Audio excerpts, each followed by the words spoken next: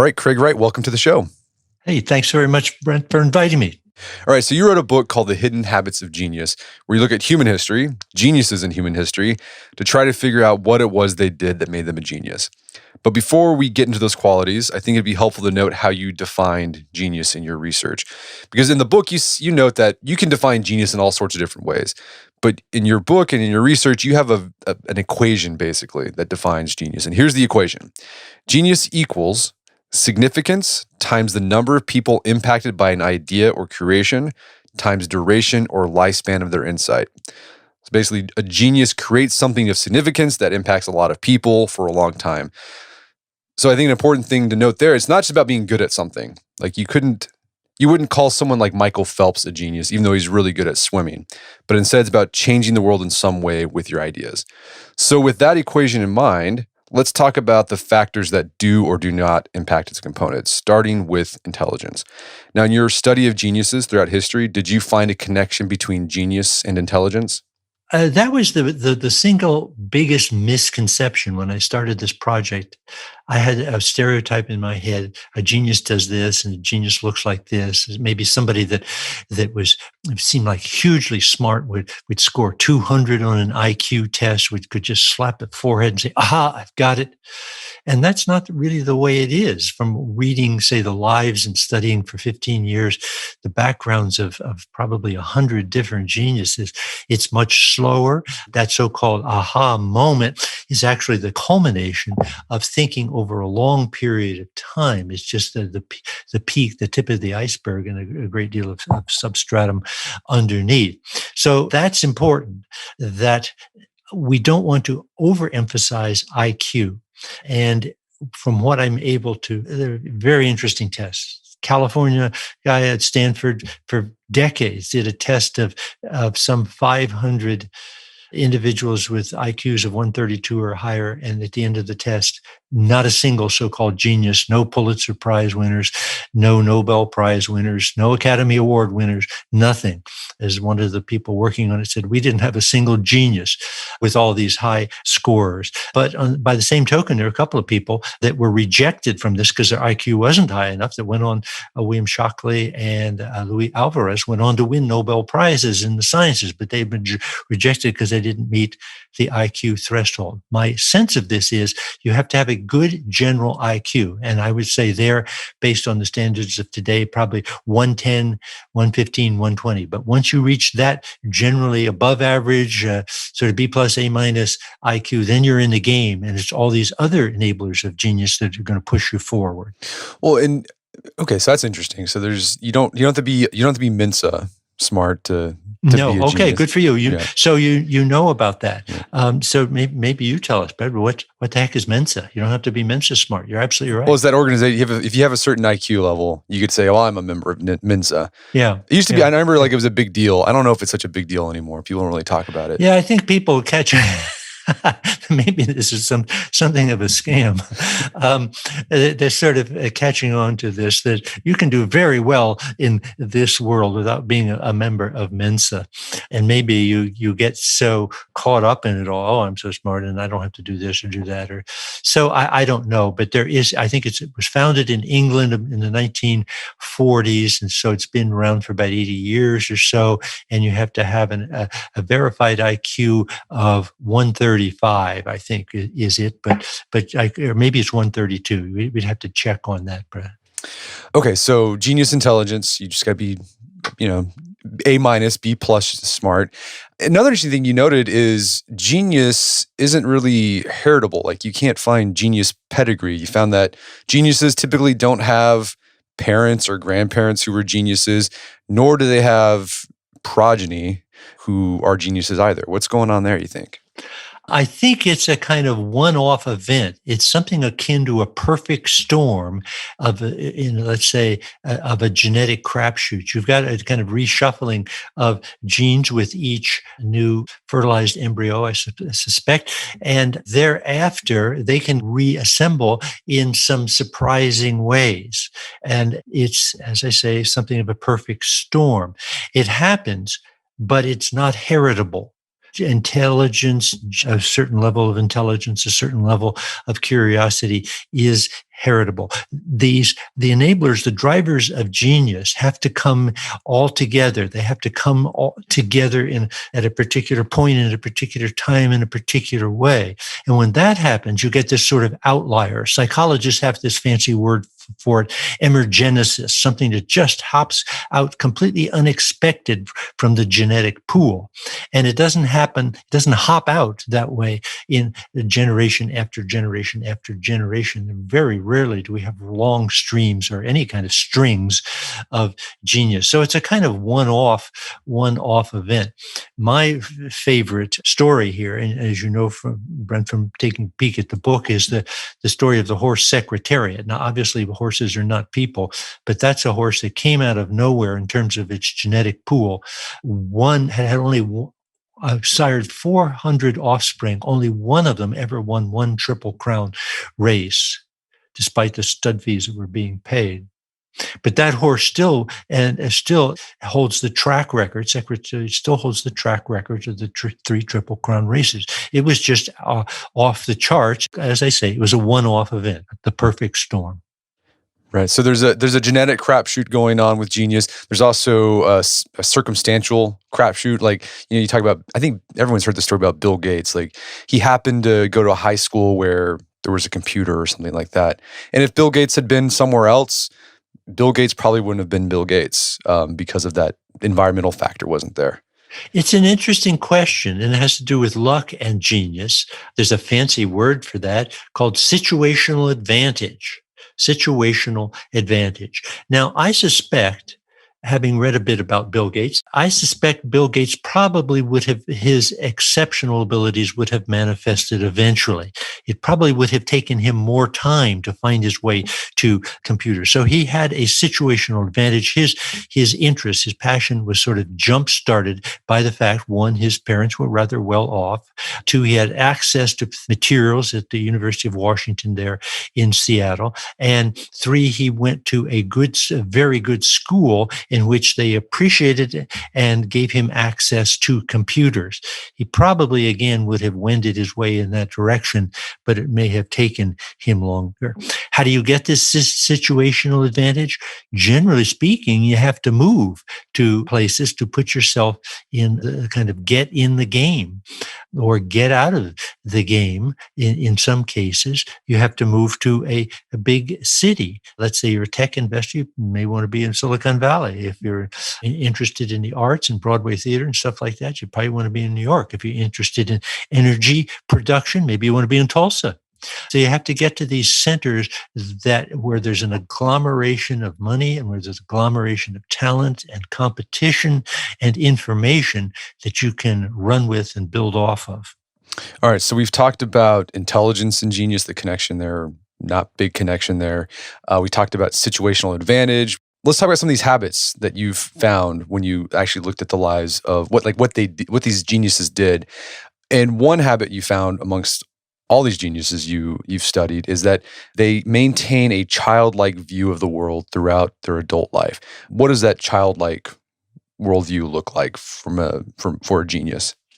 It probably looks different for each child, and it may look different based on the emotional context in which that child is being reared. Children have wonderful imaginations, and the problem is that in terms of the process of growing up, adults basically, I won't say beat that out of them, but suck all the imagination out of it. And I'm just as guilty of this as a parent of 4 children as the next. Although I think I've learned a lot, and I think I'm a lot better at it with the 7 grandchildren.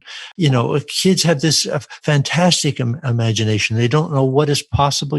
There's this thing on a tape. I've watched this happen. There's a thing on the table, and it could be this long thing with a point and some lead at the end, or it could be this long thing thing that's very sharp and has another kind of point at the end. And how does the kid know that one is a pencil that they could create a wonderful drawing from, and the other is a knife that they could kill the cat with, or whatever? So only over time, the parents, no, don't touch that, don't touch that. So we gradually developed this whole idea of the don't touch that mentality. Don't go there. You can't think that way. So how do you fight against that? Let me indulge myself here and tell you about a couple of stories in my own life. Once on a family vacation, I think we had one son with his 3 children, then age 8, 10, and 12, out at the beach, making sandcastles. They were making up stories, and they were playing their sandcastle, and they had moats and characters. And there's the 12-year-old kind of voicing over this and making up this, oh, let's do this. And I said, well, gee, should this kid, is this appropriate behavior for a 12-year-old? Shouldn't be out there chasing a ball or involved in some kind of competitive sports or something like that. And then fortunately, I caught myself and said, this kind of imaginary play is really good. This is how people come up with ideas. Alfred Hitchcock was famous as a director for saying, we're pressing too hard. We've got to relax. We've got to play. We've got to have fun. We've got to imagine. So go out there, be crazy, do anything like make a fool of yourself. Just release your inner creativity. Don't set up these barriers. Recently, with one grandchild, I have found myself climbing up, and at my age, it's something of a challenge, but climbing up into a tree fort. Tree forts are really cool. But you can go in there, and you go up in there, and you can play and imagine things. You can imagine pirates. You can imagine rocket ships. You can think up characters. You can think up imaginary friends. There's no reason that we should necessarily have to stop doing this as we grow up. Maybe the worst thing that we can say to a child is, oh, grow up. Because maybe those creative fantasies that they're having will lead to better ideas, because the mind of the child is not, and ultimately the adult, is not so constricted.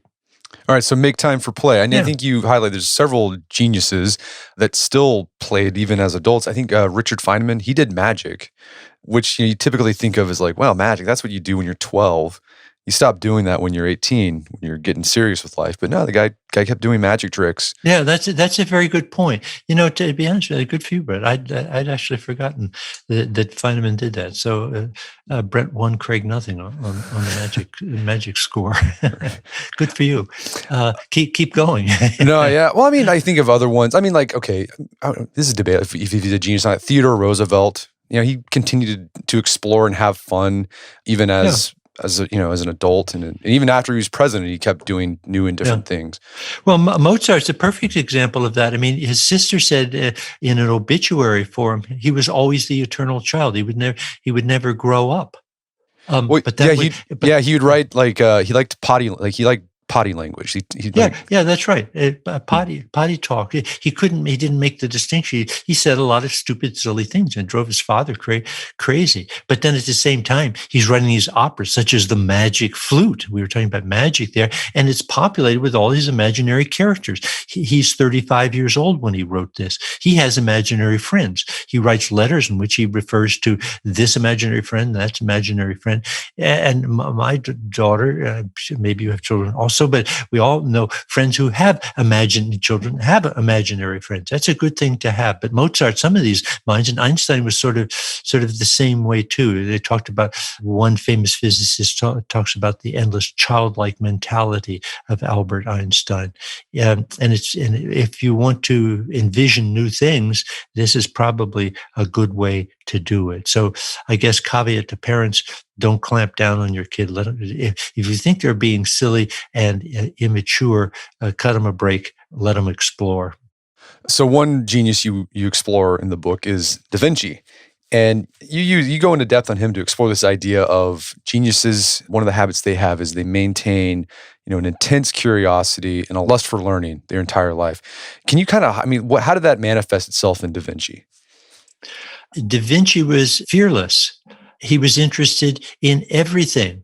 He would climb mountains. He would dive into swamps. He would cut up bodies to find out how they worked. out. And okay, big deal. We have people working in pathology these days and coroners that do biopsies, but they're operating under refrigeration and they're operating with air conditioning where the tissues doesn't degenerate. Can you imagine doing this back in the 15th century where this doesn't smell particularly good and you start cutting it up and this tissue is degenerating into muck? And by the way, the church thinks that this is illegal and may come along and arrest you for this. So you've got to do it at night when you can't really see very well. You've got to be really interested in what you're doing. Find about how the human body works, cutting up eyeballs or cutting out hearts and guts and all of this in the middle of the night under the most horrific conditions. Was that courage or was that curiosity? Did they go hand in hand? Could he even smell the stench? Maybe he was so curious, he was so driven, so passionate by what he was exploring that he didn't even notice. That's an interesting possibility. So they are curious. I don't think I got to this, or maybe I did. Yes, I guess it is Isaac Newton, when he's working on his theory of light and color, he takes this thing called a bodkin, which is a big knitting needle, and he sticks it in his eye and he starts wiggling it around to see the effect of pressure on color perception. I'm not curious enough to want to undertake that particular task. I don't know about you, Brad. You want to try that at home this afternoon? No, I remember reading about that. I took a history of science class and we studied Newton. And yeah, when I read that, I was like, I would never have done that. Oh, yeah, that must have been a really enlightened instructor there, because that's not a terribly well-known anecdote. Well, good for you. Yeah. Yeah. And another thing about Newton is, and sort of this connected to this idea of curiosity and how it can maybe help your main pursuit when you're trying to be a genius. And like a lot of people don't know this about him, but he was really into, he's the father of physics, basically what we have Newtonian physics. Mm-hmm. But while he was exploring physics, he was also really into alchemy. Yeah. And the occult. Now, in fairness to Newton, alchemy back in the day was about as close as they got to chemistry. So, but a lot of this wasn't chemistry. A lot of it was just superstition and astrology and things such as that he was playing off of. He wanted to find a way of turning mercury into gold, so he was playing a little bit with that. He thought that this could be a real moneymaker, but he actually had more books on alchemy and astrology and sort of pseudoscience in his library than he had on physics. And for, I think, about a 20-year period, that's really what he was most interested in. He went over into the dark side, almost a kind of conspiracy theory with regard to, I won't say bogus, fraudulent, scientifically incorrect ideas, or at least things that in the course of time have proved to be scientifically incorrect. So I guess the genius doesn't get it right all the time. Isaac Newton got it wrong with regard to alchemy for about a 20-year period of his life.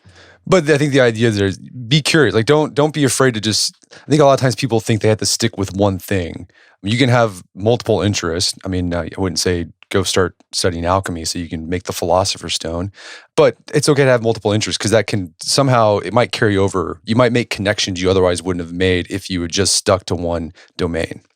That's the thing. That's the advantage of being the fox, thinking laterally in the story of the fox and the hedgehog, rather than going 1,000 miles deep. You go 1,000 miles wide. Why do you do that? Because you see a lot of stuff. Yes, you got to pay your dues. Usually, as a young person, you got maybe if you want to be petroleum engineer, maybe you've got to study chemistry very heavily in school, and then maybe go to a business school or something like that to see how the business of petrochemical production works, or how oil companies ship things around the world, whatever. Yeah, you got to learn some specifics, but actually over time, it probably would be useful to study other kinds of things, maybe ocean currents, maybe geography, maybe weather patterns, things like this, and gradually you broaden out your point of view. How does this give you you a leg up. Why is this a good idea? I think is because it allows you to combine things. If you've seen a lot of stuff, you have a greater chance of combining disparate things into new ideas. And that's what Steve Jobs was always trumpeting. He said, that's how smart people get where they get. They just see things because they have the capacity of combining things. But in order to see things, you got to be, combine things. You've got to be able to, one, seen a lot of stuff, and two, have a reasonably good memory so you don't forget stuff. If you see something and forget its importance or forget how it works, then that's not going to be much help. So you have to have again, like intelligence, I suppose, you have to have slightly above average memory, but that combined with a wide lateral vision can be a very powerful tool. Yeah, speaking of Steve Jobs, like the story that he did, how he was a fox and able to combine things to make Apple was that he took that calligraphy class in college, or just, I don't even know if it was in college, I think it was just as an adult, he did it for fun. And that gave him the inspiration of, we should make computers that are visually appealing, have a visually appealing interface when someone uses it. And that's how you got the first Mac. Yeah, and he studied Zen, the kind of the philosophy of it, and how you think in yourself, and how you stay in your zone, and how it's possible to develop self-confidence that way.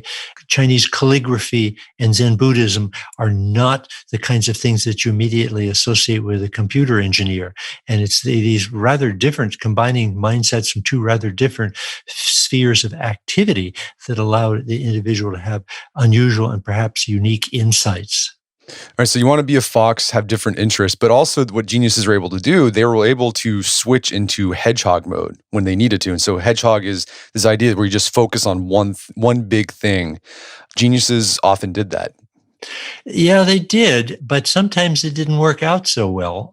Generally speaking, as I look at this over time, geniuses start small and narrow and go down deep, and then they broaden out into bigger projects, whether it's Shakespeare and the type of drama that he's writing, whether it's Mozart and the type of opera that he's generating, or Wagner and the type of opera he's generating, or George Lucas and these big, massive film projects that go on that encompass a number of volumes. The same thing with J.K. Rowling, a number of volumes of that sort of thing.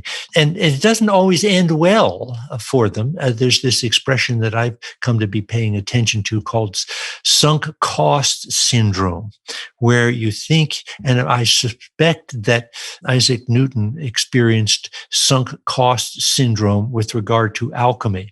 You get going down a particular road of investigation. Great case here is Thomas Edison with direct current as opposed to Nikola Tesla's alternating current.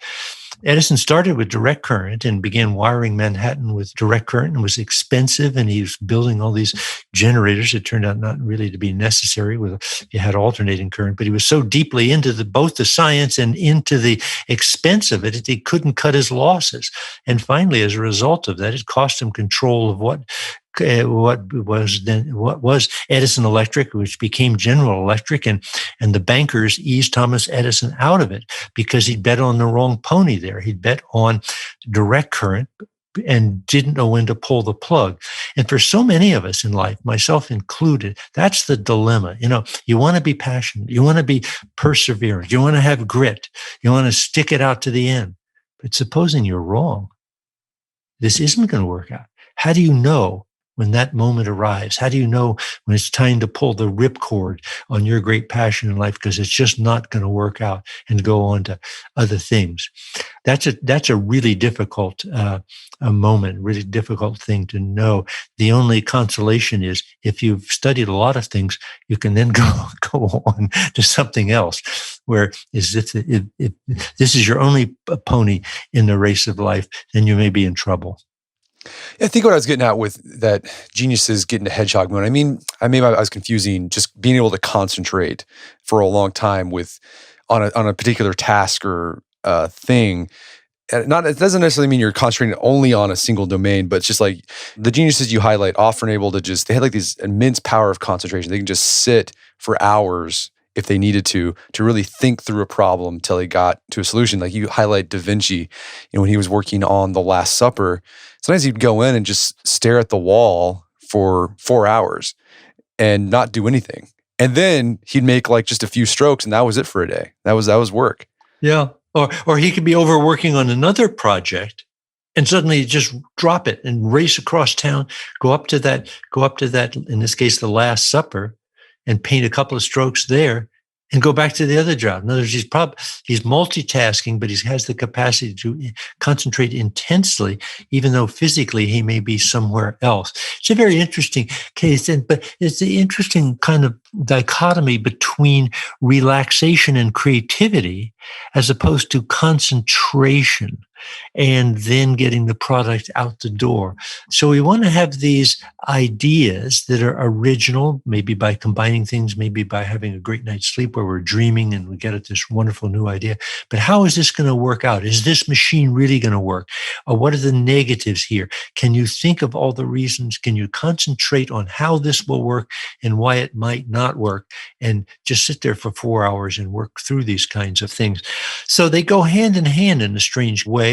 I think that these great minds have the capacity to toggle, and maybe that's the key word here, toggle back and forth between relaxation and imaginative insight and focus, execution. How will this work? Let me make this work. Let's get this work done. So at different stages of the creation, the process of creation, I suppose different sorts of expertises are needed. No, yes. Oftentimes geniuses they figured out that they had to plan maybe they weren't even planning their day, but they figured out a rhythm to their life where they'd have intense periods where they're just thinking, working, etc. And then they knew, well, if I'm going to get a solution to this, I got to put that aside, go do something else, and then I'll probably get an answer just pop in my head when I'm relaxing. Yeah, I think they do that. And there's so many cases like that. That's why, you have kids, and one thing you should never say to a kid is grow up. Maybe another thing you should never say to a kid is stop daydreaming and get back to work. My mother used to yell that to me all the time in the kitchen when I'd be sitting there in the dining room doing my homework and clearly not doing my homework. So it is this kind of tension between the two, and you have to have relaxation to give you the insights, and you have to be able to concentrate to execute the insights, and in a number of different ways. It helps also to have a habit, and maybe one of the habits of genius is they have a habit. They have a schedule. Do you have a schedule for your life, Brett? I do have. You get your work done? Yeah, I do have a schedule. Yeah. And so why do you do that? Well, I mean, first, I have, with kids, you kind of have to have a schedule because they have to be at school at a certain time. So that's helpful. And then they're going to be home at a certain time. And so you got to get the work done before they're home and, starting distracting, you got to hang out with them.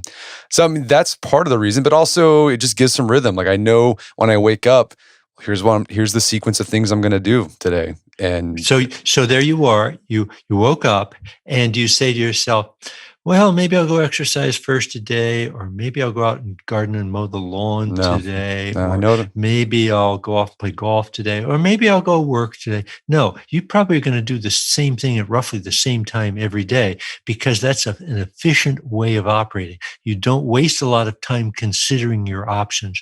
You just go there. And once you're in your study or wherever your workroom is, your studio or your lab, then what else are you going to do? At that point, you can't mow the lawn, you can't play golf. So having a habit makes you a heck of a lot more productive. No, and it's funny. I don't think you talked about this in your book, but it's interesting to read some of the strange things that geniuses have done to get work done. There's some writer, I forgot who it was, or maybe it was a musician, or I can't remember who it was, but like when he didn't want to work, he would put himself in his room and like strip himself naked and like give his clothes to his servant, whatever, and said, "Don't give me my clothes until a certain amount of time," because he just wanted to be able to sit and work. I think that's it's interesting that you see that with a lot of geniuses.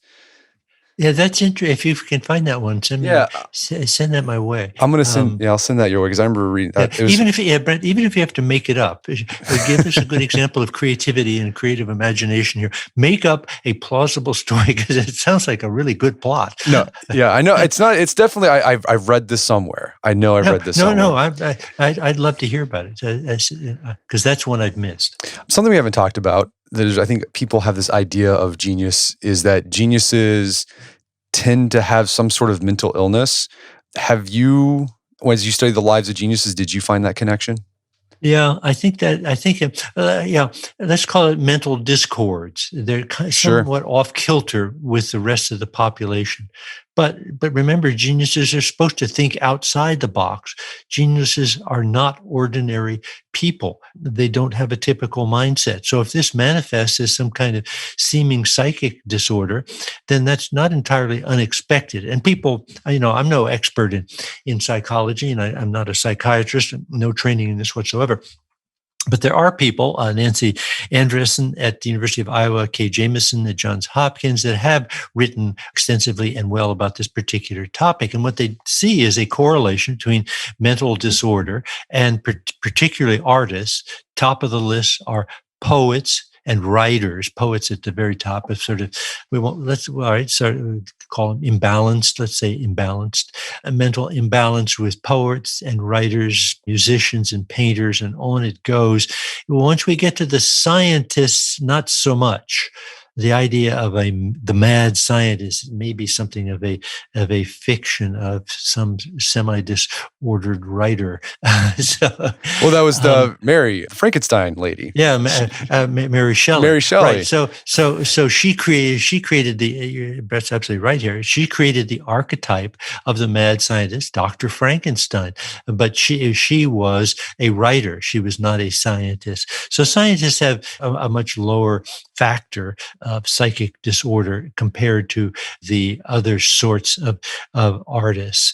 And there are lots of interesting questions about that, how it worked out. And so oftentimes it works out by way of an advantage. Deafness was an advantage in a strange way to Edison. And what did he invent? The phonograph, so we could hear things. Beethoven's music is so revolutionary in part because he was hearing the world differently. We mentioned Isaac Newton. He probably was autistic, maybe Asperger's. We don't really know. And obviously Asperger's has been backed out of the autism spectrum.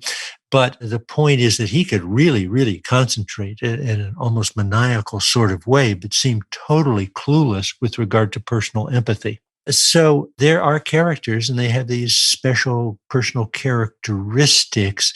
And it's interesting to note how oftentimes they seem to intersect with a different creative vision of the world. What role trauma plays in this is very interesting to note, to think about kind of psychic trauma. Is having a happy childhood. Dylan Thomas said the only thing worse than having an unhappy childhood is having a too happy childhood. In other words, you're not going to be a creative spirit if you had a very happy, unblemished, sort of well-centered childhood. I don't know that that's true, but it's a very interesting theory. And it's interesting to think about all of the individuals over the centuries who lost a parent at a very early age, whether it's Bach or Virginia Woolf, or Picasso lost a sister, Tesla lost his older brother, all his children. Mozart was his mother at an early age. Beethoven, may have mentioned Beethoven's mother. He had to go back and help raise the younger siblings. So that's interesting, and it'd be worth having somebody pursue that a bit more. Another thing with genius you explore in the book is, do geniuses have happy person? Like, is there a cost to being a genius? And a lot of these geniuses we've talked about, they did significant work that's impacted the lives of millions, billions of people. But if you look at their personal lives, oftentimes, I think with a few rare exceptions, it was a mess. Family life was in discord, or they just not happy. Yeah, they seem to be happy in their own world, but they bring discomfort and unhappiness around them. Generally speaking, that there are a few exceptions. I can't say that I would say that about Bill Gates. One hears about Elon Musk and his antics. One reads about Steve Jobs and his behavior. They would. Well, we can't say this on the air or anything like this, but he was called lots of names. And the quickest way to make the point is to say that the biography of Steve Jobs is the only biography I've ever read where there's an index entry under the title Despicable Behavior of. And so that's Walter Isaacson's book, Biography of Steve Jobs. So those are some of the kinds of issues in play here. The problem is that they're so obsessive, they're so one-tracked in getting the job done. They may be peripheral thinkers, but they're not going to rest until they've changed the world, whatever their vision of a changed world may be. That everybody else is kind of roadkill, collateral damage as they race forward to change the world. They are not empathetic characters with their colleagues, with their coworkers, and most of all, they're not empathetic with the family members, the wives, the spouses, husbands, children of the genius. So what do you hope people walk away with thinking after they finish your book? That's a good question. I think it surprised me what people walk away thinking. I hope they walk away thinking, hey, I read this book and I'm going to start leading my life in many different sorts of ways. I'm going to be not so worried about my kids' grades or SAT scores. I don't really care if they get into Harvard or Yale. They could go to the University of Oklahoma and still, there's nothing the matter with the University of Oklahoma. I was actually born in Oklahoma, born in Lawton, Oklahoma, Fort Sill. So I think that there are a lot of misconceptions here, and I hope I've allayed some of these misconceptions or exposed some of these misconceptions and allow parents to allay some of the fears that they may have about failure and all of this sort of thing. I hope they come away thinking that, hey, I could lead my life very differently with regard to relaxation, and I could turn relaxation into a way that makes me very productive and very, very creative. I think what they say ultimately, what I've been surprised by is the following. People read this book. I thought they might come to me first and say, I never thought of a genius quite like that. Or I learned so much about, and I think I can become a genius. What they say is, I really like this book because of the stories of all of the lives here. These are very, very interesting people. So in a strange way, this is like reading 100 great novels, or I'm extracting the high points of a number of maybe as many as 100 human stories here, relevant to exceptional human accomplishment. And maybe that's why I'm a humanist rather than a scientist. It's not so much the specifics that interest me, but the people that are the geniuses that interest me. Well, Craig, this has been a great conversation. Where can people go to learn more about the book and your work? You can just go to Amazon, which is a creation of Jeff Bezos, a genius par excellence, changing the world for all of us every day. If we needed proof of how a genius changes things, we need only go to Amazon and buy Craig Wright, The Hidden Habits of Genius. It comes in hardcover. It comes in a Kindle edition, comes in audio format. And you can also go to your public library and get it there too. I was pleased to even walk into my little local bookstore the other day, and there it was sitting on the shelf. So I think it's available virtually everywhere. And thanks very much, Brett, for asking about that. Well, Craig Wright, thanks for your time. It's been a pleasure. It's been my pleasure. Thank you for inviting me again, Brett. Appreciate it. My guest today was Craig Wright. He's the author of the book, The Hidden Habits of Genius. It's available on Amazon.com and bookstores everywhere. You can find out more information about his work at his website, CraigWrightGeniusMusic.net. Also check out his show notes at aom.is/genius, where you can find links to resources. We delve deeper into this topic.